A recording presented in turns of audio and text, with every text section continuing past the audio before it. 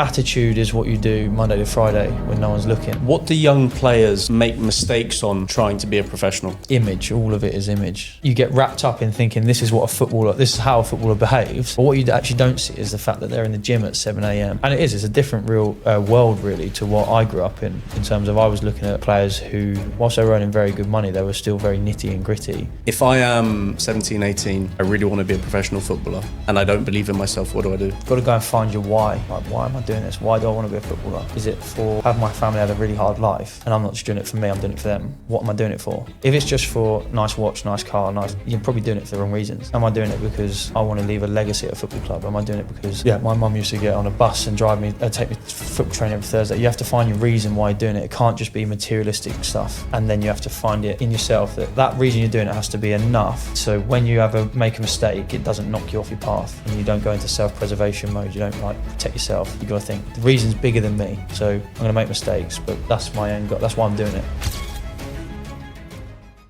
Hello everyone and welcome to the Select Generation podcast. Today I'm really excited about the episode that we've got. We've got Josh Staunton.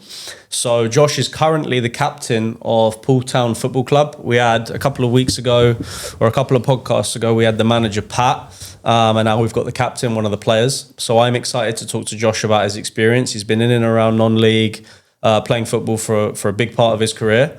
And I think that this episode is going to be interesting because of his playing career. From being full-time to being part-time, differences in kind of playing for different coaches, playing for different teams, different setups, and just life as a footballer, really. I think it's interesting. And a lot of the questions I get is like, how do I become a pro? What do I need to be doing? Networking, in the gym or playing as a footballer? So those are the types of questions that we'll try to ask. Josh, thank you for coming. Thank you for having me. First and foremost. No, thanks for having me on. If I am a 16, 17-year-old listening to this podcast, why is your story important? I think because for someone who's probably got to where is realistic for most people who start playing football, I was League One, League Two, and then National League really is my kind of remit. And I think very few people make it to the glitz and glamour of the Premier League. So sometimes we will get disillusioned by chasing that lifestyle that they have and the finances and the lifestyle that affords. And for most people, it's completely unattainable. So I would think it's nice to hear people who have kind of rummaged around in the lower leagues and earn a living, but not like a living where you're going to have to do something afterwards, because it's very easy to get carried away and think you're going to crack the world and never have to work again and retire at 30. So for someone that doesn't really understand like non-league, to give you some context, like a lot of the listeners will be from the US and they'll be like, okay, he's not playing in the Premier League. Is he still a professional? Like what is Poole Town? What is like Yeovil? How would you kind of describe your level and your playing experiences?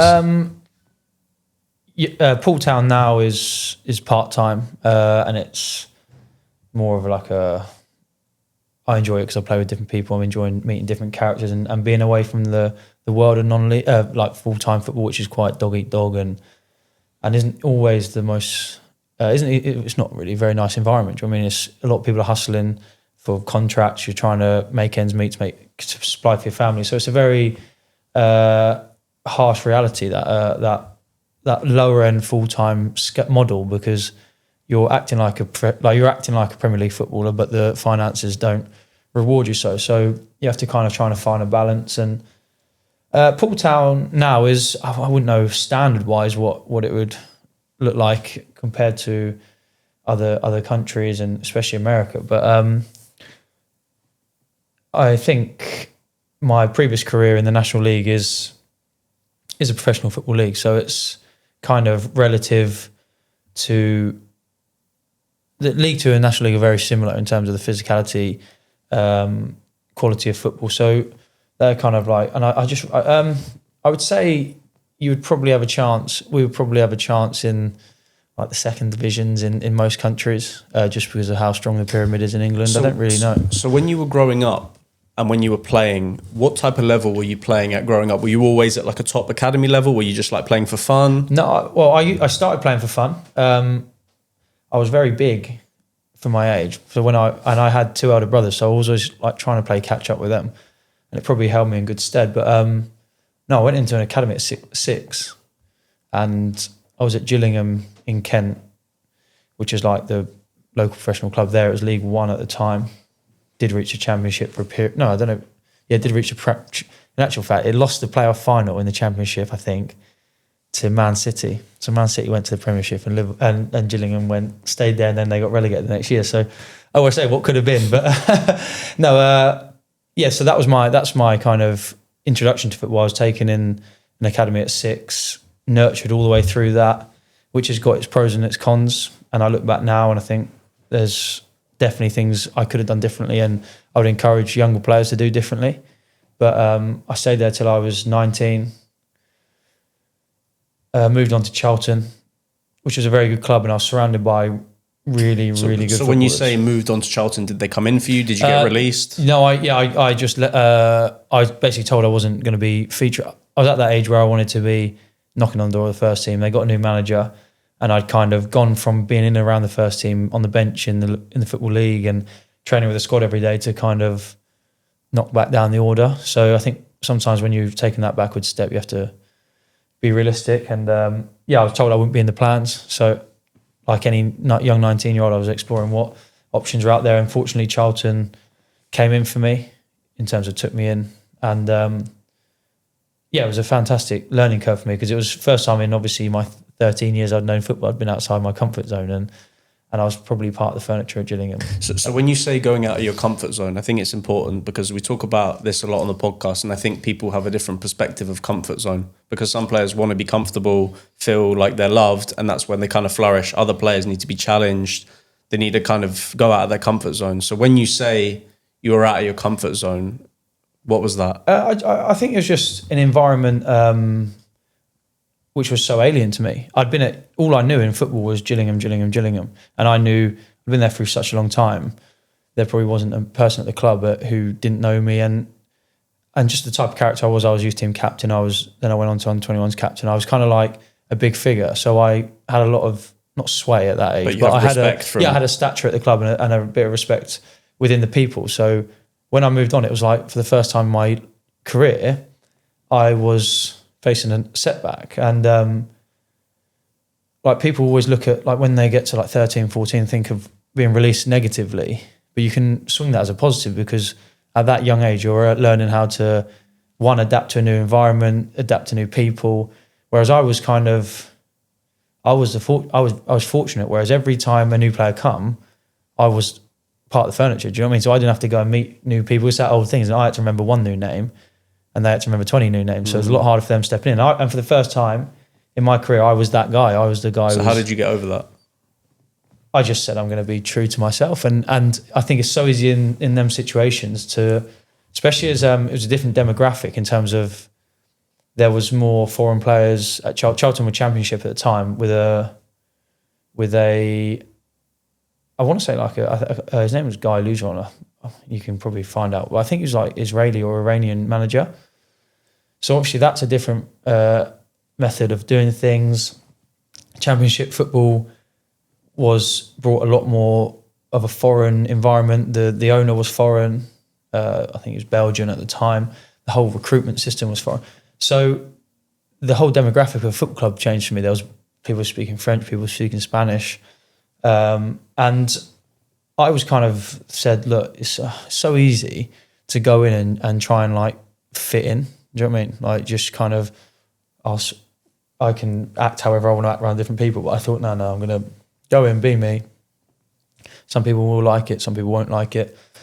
I think that's kind of a really important thing I try and encourage people to do. Go and be you. You don't have to, football, if you're in full-time football, you don't have to like everyone. Like you just have to be professional. You have to, you share a dressing room. Do you know what I mean? You've talked about kind of like dog eat dog in that environment. And I think at that age, I'm assuming that in the locker room, you're all kind of like fighting for a spot in the first team. How do you manage trying to beat the person next to you for his shirt and also be his mate? I think that just comes with the territory of football. Do you know what I mean? You have to kind of understand that, like for him to do well, for you to do well, he has to do well in a sense, because if the team wins, yeah, exactly. Yeah. And if you're in an environment which has got no quality, you're never going to produce. So you need better players around you. But I'll be honest, I walked into Charlton and I was blown away by some of the characters in there. The levels were like something I'd never seen before, and I think as a footballer you always have to be realistic and kind of recognise what's around you. I always say like a 2 year window. What's 2 years above me and what's 2 years below me, because that's kind of like that's your target. But how when you went into the dressing room and you were like, shit, like they're better than me, or you thought like you were out of your depth, it might be very easy in training to go and try new things and kind of overcomplicate things, overdo things. How do you, like with your mindset, how do you go into an environment knowing that they're a high level and try and fit in or play your game? I think I was always quite a strong character. I think for not quite stronger characters, it can be difficult because there was boys who were 10 times quicker than me, 5 times better technically than me, but they didn't have something I had. So I was always looking at it thinking, right, like I'm gonna try and learn off you because you're better than me at that, and I was always top of the tree at previous clubs, whereas now I've kind of knocked down the order. So I either want to establish myself up there by taking 5% of you and 5% of you, or am I going to be a shrinking violet? But where did that mindset come from? Because when you're older and you're more experienced, okay, it's easy to think like that. But when you're 19, was it your parents? Was it your coach? Was it just you? My mum and dad were very supportive, always very supportive. But my dad was very good in terms of he didn't really like push me. He wasn't like a shouty parent from the side. I'd always play and he'd give me a look. Do you know what I mean? Like, and I'd be like, oh my God, I must be going bad. But I think people always used to joke around. Like I was probably balding at like 20, so I was always an old head on young shoulders, and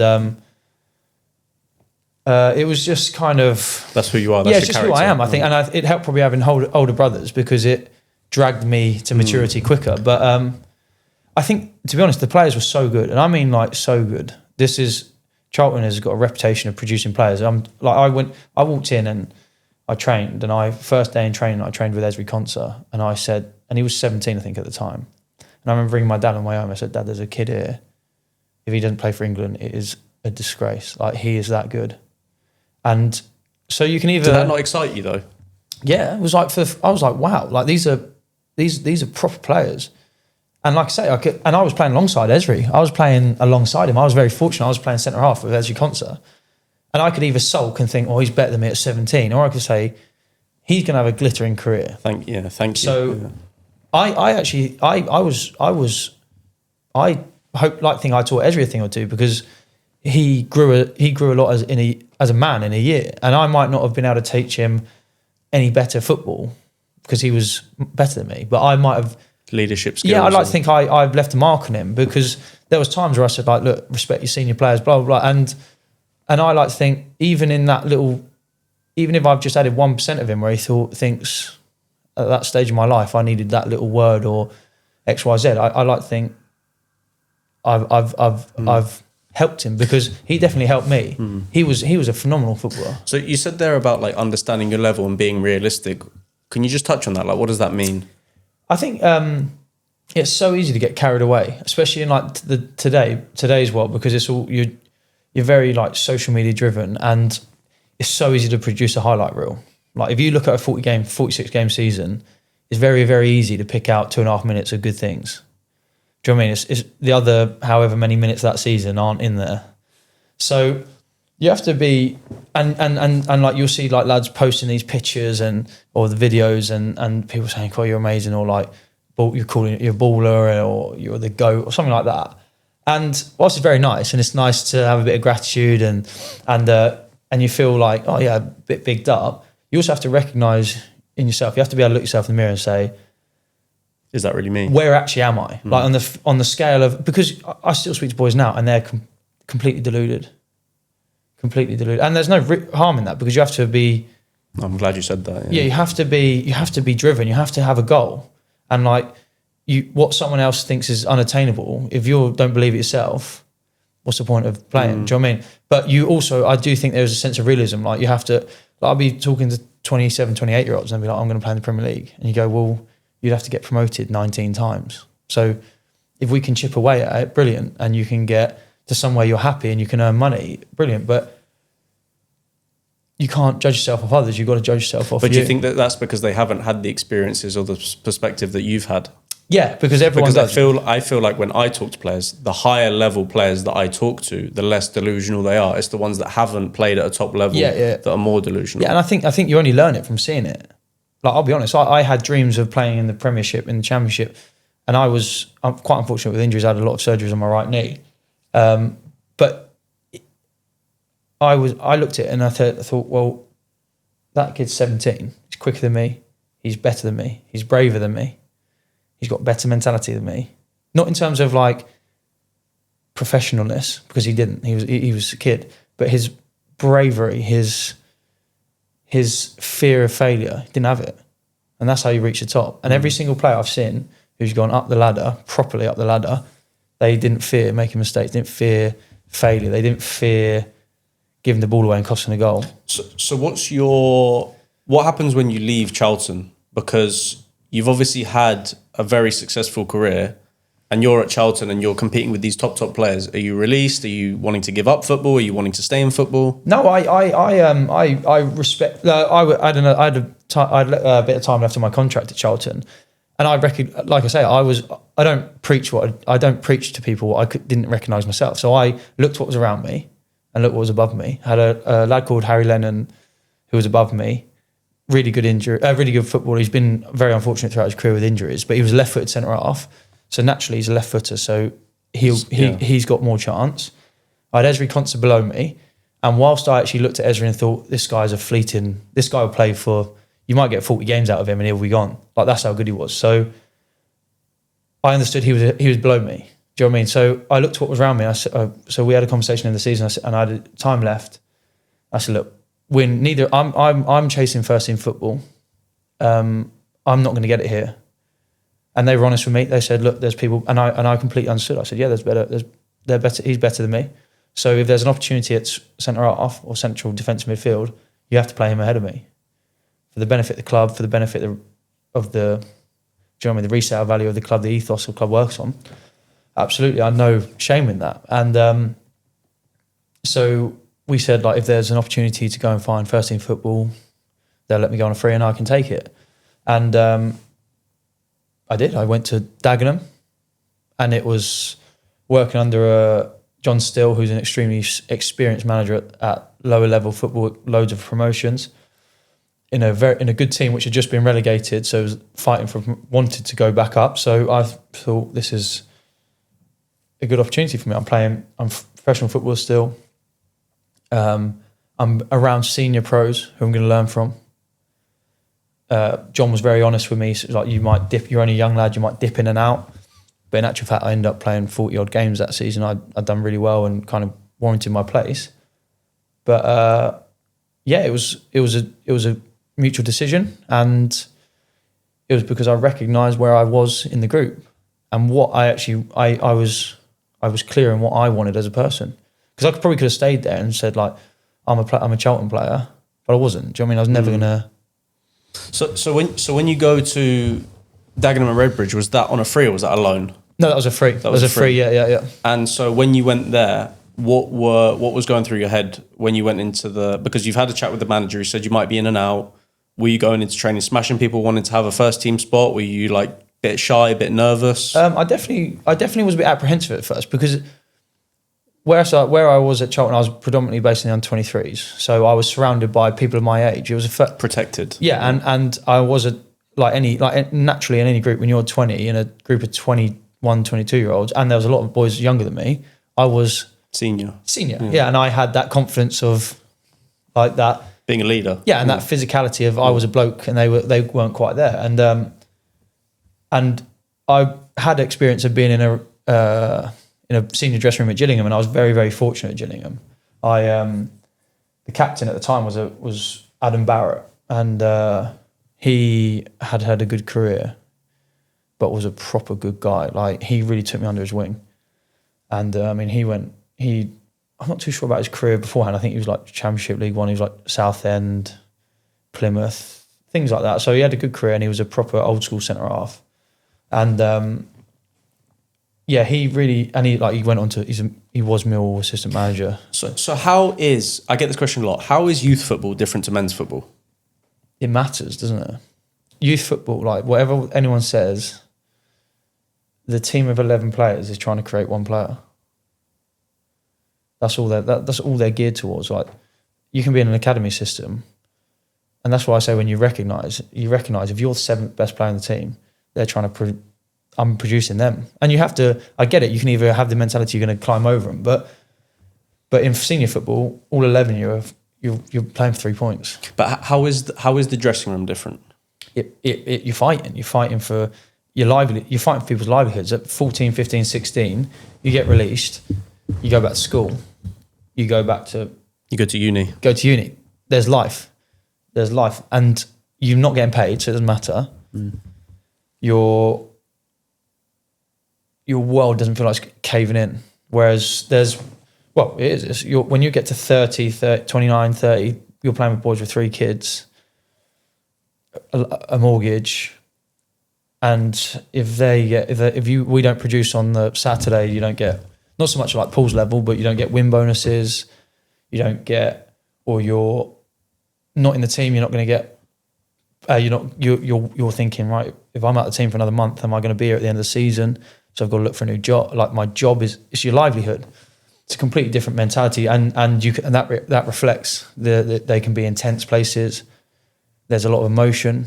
How do you deal with that as a footballer? Like, if you're in that environment, do you think that, because I'm assuming you've been in a lot of different teams and there's been different cultures, different managers, some managers are really good with building a culture, some managers obviously probably struggle. From your experience being a professional footballer, how does a manager or a squad create a good culture within the team? Your core players, your players who are the leaders.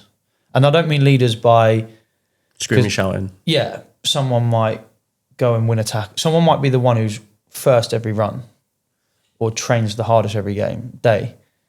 He's a leader in his own sense. That's a leader. Like, that's someone people look to and go, your leaders drive the place. A good team. We always just say a good team can run without a manager from Monday to Friday, because senior players look after the dressing room, look after the environment. You make sure people aren't taking shortcuts, people aren't coming in late, because it's like you kind of have to create that mentality of you're all brothers. And the boys at Poole probably hate me because I try and drive that, and I say, like, you let us down by coming in 10 minutes late now. What's to say you're not going to let us down when the ball drops to us in the penalty box and we usually clear it? Do you know what I mean? You let us down, those little standards. Principles. Yeah, and then all of a sudden I look at you and you go, this guy's got my back. And then I'm looking back thinking, if I make a mistake, my mate's going to get me out of it. I might not like you. Do you know what I mean? But if I make a mistake and it goes badly, we're risking my daughter's life, and not life, but food, quality. Yeah, food on table, that kind of thing. And it's reciprocated. All of a sudden, you've got an environment which is very powerful. So how important do you think is, because I talk about this a lot when I talk to managers and when I talk to agents, coaches, players, is like the technical ability versus the attitude, right? And it's very obvious to say that hard work beats talent when talent doesn't work hard, right? We all know that. I think that if you say, oh, you need to work hard, like, that's a non-negotiable. Everyone needs to work hard. But the mindset in professional football, I'm sure that you've seen really technical players that have fallen off because they didn't have a mindset. I'm sure that you've seen players that were not very good technically, but they played really well, or managers trusted them because of their attitude.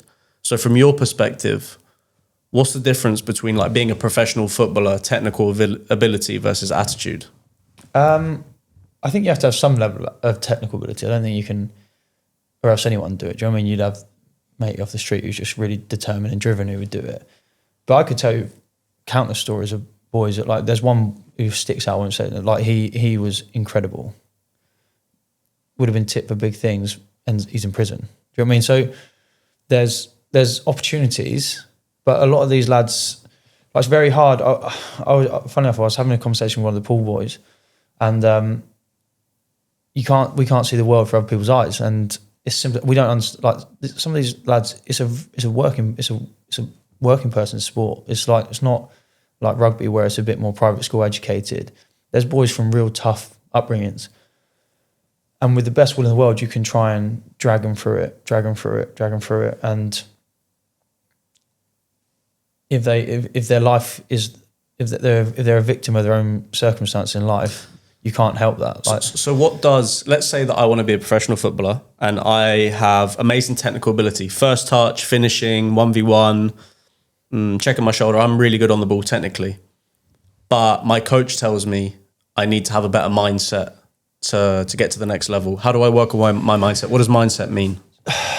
See, I would say if your coach is saying to you have your different mindset, I'd say I'd question what he means, because for me, you've got your mindset are you willing to take the ball when it's tight? Are you willing to make a mistake? That's kind of mindset. I would say your attitude is what you're doing Monday to Friday. Like, there's a brilliant senior player I played with when I was at Dagenham. He was phenomenal. And one of the first things I said to him, like, how on earth are you playing here at this level?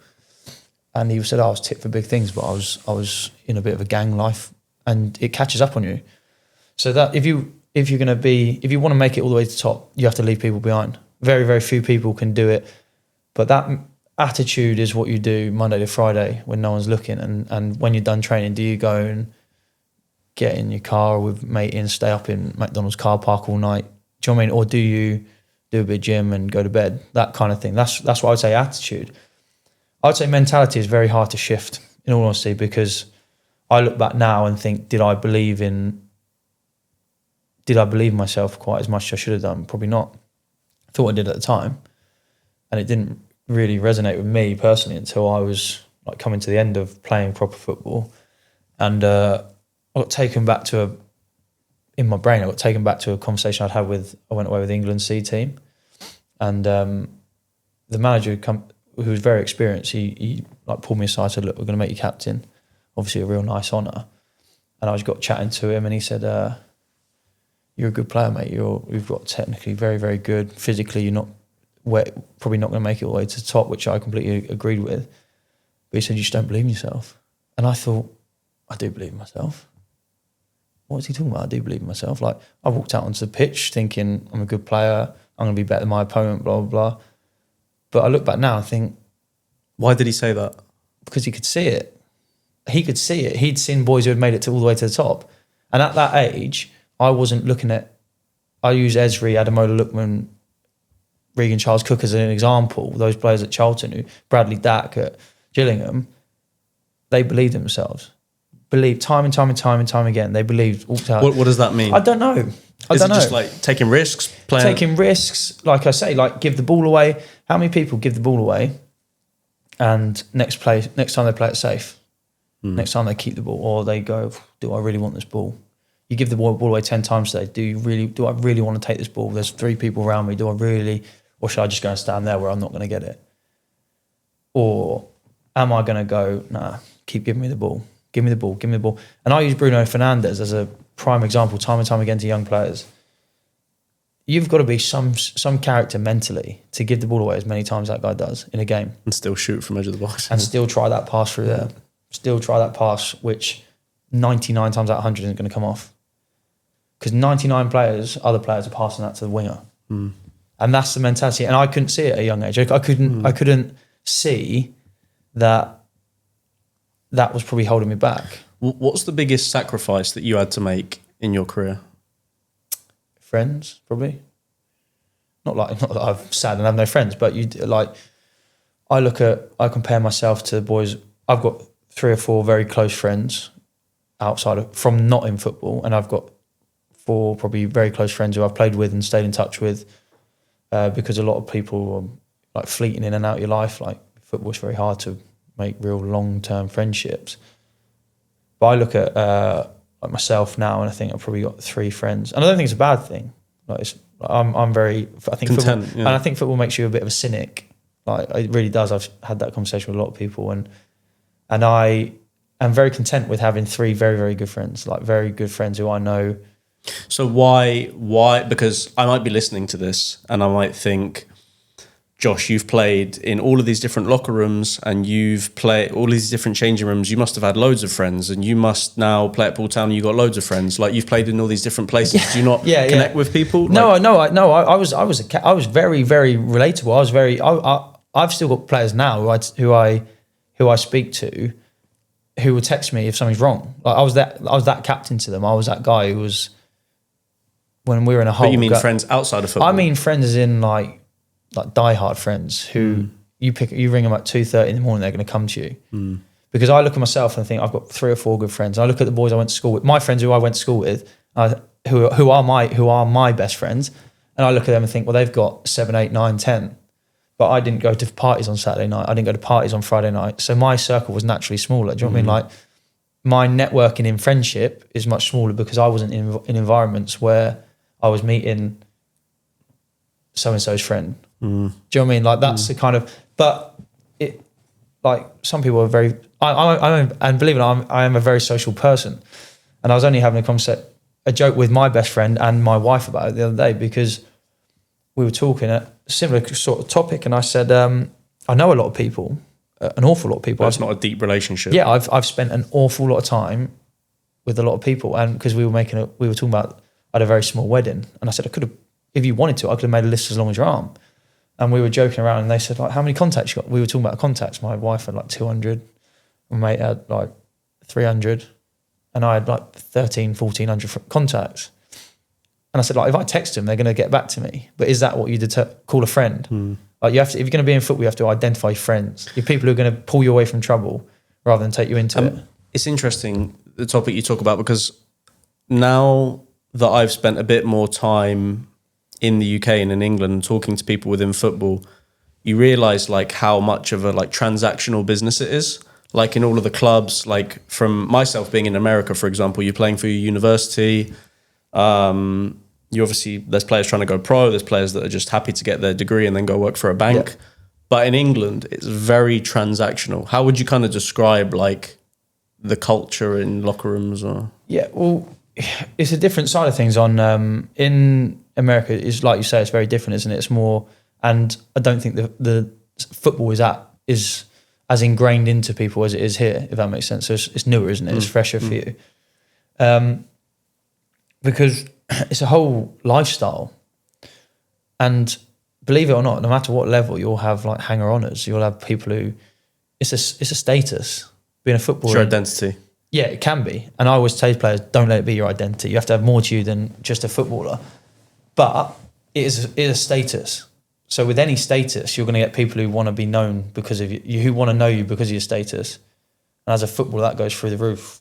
Your boys, you might have an entourage of all of a sudden, if you make it to the top, you've got an entourage of people who, should you not have made it to the top, would they have been with you?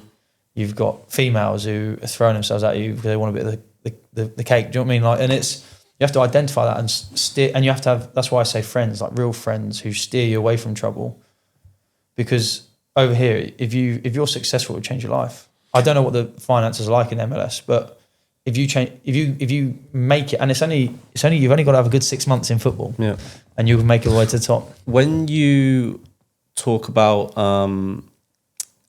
football, because we talk about like professional football, and people think, okay, I have a nice watch, nice car, really nice house, all of these things, go on really nice holidays, and I think people don't really understand at the lower levels, even if you're still a pro, that the money is not really there, right? Of course, a lot of footballers are very grateful for what they do. I'm sure that you've made a really good living, but it's not really like people say they want to be a pro footballer and they don't really understand what comes with that.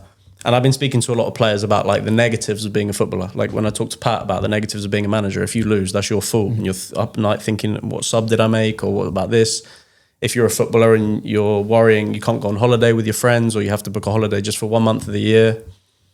What are the negatives? And you mentioned there about like not really having friends. What are the negatives of being a professional footballer that people don't think about?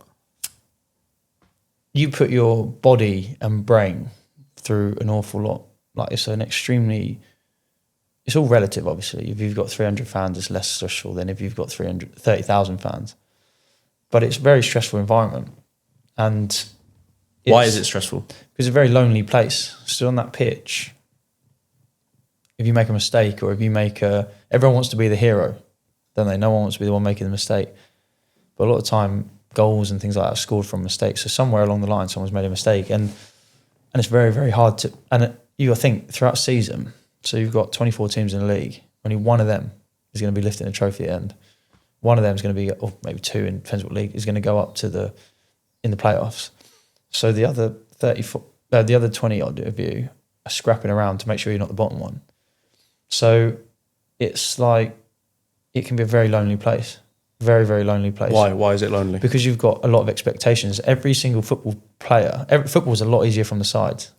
Doesn't matter if you're coaching, managing, even managers get sucked into that. Like, why didn't you just do this? And you go, well, got 11 other blokes trying to stop us doing it. Fans, there's like an entitlement to win. And of course, that's what a fan does. They want to see their team win. So you take that pressure onto you. And you could have, even at the higher levels, you could have the whole city's pressure on your shoulders. You know what I mean? Like, and you either crumble. So how do you deal with that, especially if you're a senior player captain? How do you deal with it? As a senior player, my way of doing it was I would protect my players. I felt comfortable taking that, especially at Yeovil. It was very it's a one-town football club, so it's very driven. Like when the football club's doing well, the town's happy. When the football club's doing badly, the whole town, you feel it around the whole town. But I felt compelled to protect my players, protect my teammates, because I knew in myself I could take it. But I wasn't. When you say take it, what do you mean? Front it, just front what? The pressure, the answers. Why didn't you do this? Why didn't you? It's easy. Like, do you know what I mean? After a game, I thought, why did he do this? Why did he? Don't know. In that moment, he had a split second to make a decision. He made the wrong one. But you can't go out there and say that. Do you know what I mean? You've got to protect your players. You've got to protect the staff. You've got to protect the image of the football club. So the pressures of football are very unique. Because there's not another job. Well, there's not, outside of sport, there's not many jobs, like president or something like that, where everything you do is critiqued. No one sees you Monday to Friday. I would say, like, these people don't know nobody outside of your circle in terms of the dressing room. You could have just lost your dog on Thursday night, could be absolutely distraught, and you go out and play on Saturday. And naturally, you're going to be a bit deflated, aren't you? You're going to be, or some people might be. You might not be 100% concentration because you might have just had a new baby and you haven't slept properly for 5 weeks. You know what I mean? There's loads of things will go into it which affect the outcome on a Saturday. Why do you think that people still play non-league or at your level when it's not money driven? Because there'll be people in America listening to this that are like, wow, that's a lot of travel. That's a lot of time commitment training. You could spend that time earning more money doing your job. Yeah. Why do you still play football? Or why do people still play football? Because two things. Hope. As a young player, you hope. You hope. If you have a goal, if you're a striker and you play at this level and you score 40 goals in a season, it can happen. You hope it happens. All of a sudden, you change your life. Or, like, for me personally, I'm still playing because I enjoy the change room environment. It keeps you young. Do you know what I mean? It's very easy to go home at 30 years old and sit on the sofa and watch the news and become very bitter and see the negativity. Whereas a dressing room keeps you young. You're surrounded by young lads who do crazy things, and you do meet good people. You meet a lot of really good people. And I know I said I don't have loads of friends. But I have a lot of friends. It gives you energy. And they're like, I could hang around with them, but would I call them at 2:30 in the morning? No. Yeah. So it keeps you young, and that environment's very, very hard to make up. I know a lot of players who went on and done like office jobs, and they openly say can't compare the two. It's a very hard dynamic to change out of. What do young players make mistakes on trying to be a professional? Image. All of it is image. They don't, especially players who haven't seen role models, what they do Monday to Friday. They just get wrapped up in image, wrapped up in this is what it looks like to be a footballer. This is what. What do you mean by that? Like Instagram or? Yeah, Instagram, cars, things like I was worse for cars. I loved cars. I wasn't doing it to show off. I just liked cars. But you get wrapped up in thinking this is how a footballer behaves. But what you actually don't see is the fact that they're in the gym at 7 a.m. or stretching and things like that. So that's the one thing I worry about with young lads. I just think they're so image driven because they see a load of other young lads who've got, and it's a different real world really to what I grew up in terms of I was looking at players who, whilst they were earning very good money, they were still very nitty and gritty. Whereas it's a lot more glamorous now. You've got like players like Marcus Rashford nipping over to America to watch an NBA game. That sort of thing, that wasn't really what we were seeing when I was growing up. So you didn't look at that and think that was the norm, if that makes sense. And I definitely wasn't watching like Nemanja Vidic playing thinking like, yeah, I bet he's got nice clothes on and things like that. What's the difference between Premier League Championship and non-league players? Like, or maybe that's kind of a big jump. No. What do you think separates like non-league from professional? Mindset. There's some good players, even at like Poole's level. There's some really, really good footballers. Have they got the desire? Do they do things right Monday to Friday? Do they believe in themselves? I look at so many players now, and I'm very hot on it because I look at it now and think, oh, this is my downfall. So many people don't believe in themselves. Like actually believe in themselves. But how do you? Because you're the captain, so do you feel like a responsibility? Yeah. I try and make people feel like they can run through a brick wall. Let's say that there's a player that you think, okay, I'm going to go and put my arm around him. What are you doing? Is it during training? Are you pulling him? Are you texting him? Are you calling him? It's personal, isn't it? It depends what each person reacts well to. Like some players just say like, just know, I think you're a good player. If you believed in yourself half as much as I did, you'd go a long way. Because they all of a sudden you see them get a spring in their step because they go one of the senior boys. I want to talk to you about this because it's actually really interesting. I realised this a couple of weeks ago. How much like words actually have meaning, because for our club, for example, we lose a game and I'm frustrated, or you're not at this level, you're shit. I mean, I don't say like you're shit, but you can say things in the heat of the moment, you're not at this level, you're unfit. And then you think the next day, like, it's just football, it was just a game, you had a bad game, is what it is. Let's move on to the next game, they have a really good game. From your experience being involved in the game, like how do you be positive and bring a good culture? Because I think it's very easy in training to kind of shout and scream, or, you know, you're better than that, come on. And I'm sure you've been involved around a lot of captains that were really negative and they bring you down. And there's also captains that speak really positively and bring out really good culture in the squad. So how, as a captain, do you stay positive with your communication? It's a good one. How? Because I just look at the person and think, why? If that was me, I wouldn't want someone shouting at me and telling me I'm shit. Do you know what I mean? Like I wouldn't. Who's going to flourish in that environment? You've got to create an environment where people are willing to make mistakes. But how do you get the balance right between? Because you're honest. Like if you're honest, if I'm honest to them and I tell them off for being late, and I've actually got the bollocks to say to them, that's not right, you shouldn't have done that.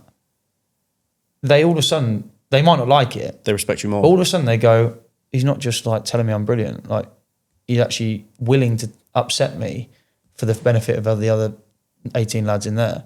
And that's a powerful thing. When people realise your actual interest is not yourself, because football is an individual game, really. Like you're not trying to. Very, very few people were lucky enough to take the whole team to the top. Do you know what I mean? Like you're doing it for yourself, for your family. And in actual fact, Pat and Joe are the first managers I've ever seen who don't come in the dressing room after the game. So they take that emotion out of it, because a lot gets said in the dressing room after a game, which isn't. It's just emotional. Yeah, it's just emotional. It's just hot air. Do you know what I mean? It's not been thought through. It's not actually got any analytical purpose. It's just kind of words which get thrown around. They can be very damaging. And like as I've got older, I've always looked at like the why. Like why did him, who's usually really good, why did he have a stinker? What's happened? Was it the pitch? Was it the? And I read something about Alex Ferguson. His was like he'd blame anything other than players. Anything. Blame the ref to protect them. Yeah, and blame I think one game, back in the 90s, I think they changed their kit at half time because they were playing badly, and he blamed the kit. Do you know what I mean? Like that sort of thing is a powerful environment to create, where players feel brave enough that, right, I've got a guy who's going to back me. Even if I'm appalling, he might hammer me behind closed doors in the right way, but he's going to pick me up. He's going to protect me when people ask him. rather than just saying, well, it's not my fault. These lot are no good. Do you know what I mean? That's a really good message. That's a really good message. Okay, Josh, I've got last 5 questions. Quick fire round for you. All right, so quick responses here. Toughest striker you ever marked? Andy Carroll. Really? How was that? Hard, mate. It was a game during an international break. He had a head his head was like so hard, mate. He was an animal in the air. He was a monster, that guy. Best teammate you've played alongside? Was in actual ability or teammate? Best teammate you've played alongside? That's a really hard one.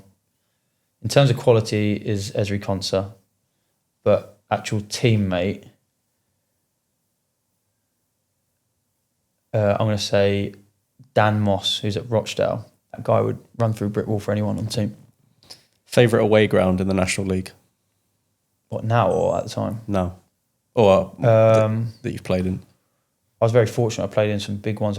When I was 20, I played at Lincoln, and we were second and they were first, and there was an air raid siren every time. They were huge at the time, like big team, and they had an air raid siren every time it went out for a corner. I was like, oh God.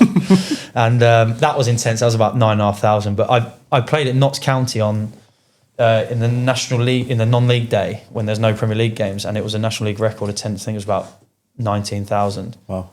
And that was like, every time they were coming up, it was like the whole place. It was so, and we played in Wrexham when they got promoted. So it was like, but Wrexham for me, I think it's an amazing place. It's so cool, like old school stadium. Amazing. One trait every future defender must have. Future defender, I don't know. The way football's going, they don't have to tackle, do they? You got to have a voice. Got to be able to put people where you want them. In 5 words, what's your message to young players chasing the dream?